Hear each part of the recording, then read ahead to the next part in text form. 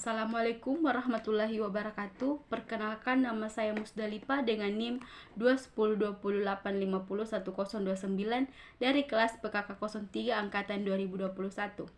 Sebelumnya saya ucapkan terima kasih kepada Ibu dosen Dr. Randa Hajjah Syamsida MPD dan Ibu Israwati Hamsar SPD MPD yang telah memberikan tugas akhir video pembelajaran, yaitu kasus yang terkait dengan permasalahan peserta didik, dan juga telah membimbing mata kuliah perkembangan peserta didik. Pengertian keaktifan belajar siswa. Keaktifan belajar peserta didik merupakan salah satu unsur dasar yang sangat penting untuk mencapai tujuan proses pembelajaran. Keaktifan merupakan kegiatan bersifat fisik maupun mental, yaitu berpikir dan bertindak sebagai suatu rangkaian yang tidak dapat dipisahkan dalam pembelajaran. Dalam partisipasi aktif peserta didik sangatlah berpengaruh pada proses perkembangan berpikir, emosi, dan sosial. Seorang guru memiliki berupaya untuk mengembangkan keaktifan peserta didik dalam mata pelajaran dengan meningkatkan minat peserta didik, membangkitkan motivasi peserta didik, serta menggunakan media yang tepat dalam proses pembelajaran.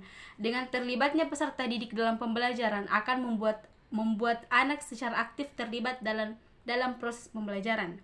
Akan tetapi, saat ini masih ada yang menggunakan metode belajar yang membuat peserta didik menjadi pasif seperti guru. Guru mengajar dengan menggunakan metode ceramah, pemberian tugas, sehingga cenderung membuat peserta didik bosan dan mengakibatkan terhambatnya aktivitas. Penyebab ketidakaktifan siswa. Faktor internal merupakan keadaan peserta didik yang menyebabkan kurangnya keaktifan dalam proses pembelajaran. Seperti yang pertama, kondisi kesehatan. Kondisi kesehatan peserta didik kurang terlihat selama proses pembelajaran. Yang kedua, kesenangan dan kebiasaan minat belajar peserta didik kurang terlihat. Yang ketiga, kurangnya ketekunan. Yang keempat, kurangnya keuletan. Yang kelima, bermalas-malasan saat pembelajaran. Ciri-ciri siswa yang kurang aktif. Adapun ciri-ciri peserta didik yang kurang aktif sebagai berikut. Yang pertama, siswa tidak bertanya atau meminta penjelasan dari gurunya apabila ada materi atau persoalan yang tidak dapat dipahami dan dipecahkan olehnya.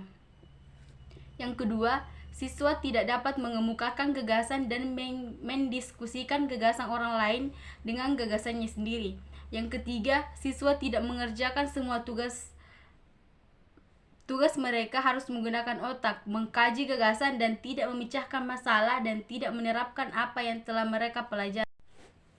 Cara mengatasi siswa yang kurang aktif. Beberapa cara bisa dilakukan guru dalam proses pembelajaran agar membuat siswa aktif dalam melaksanakan proses belajar mengajar.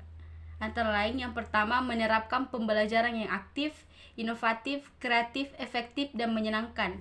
Pembelajaran aktif, kreatif, efektif, dan menyenangkan atau sering disebut PAMEKA sudah sering guru pintar dengar.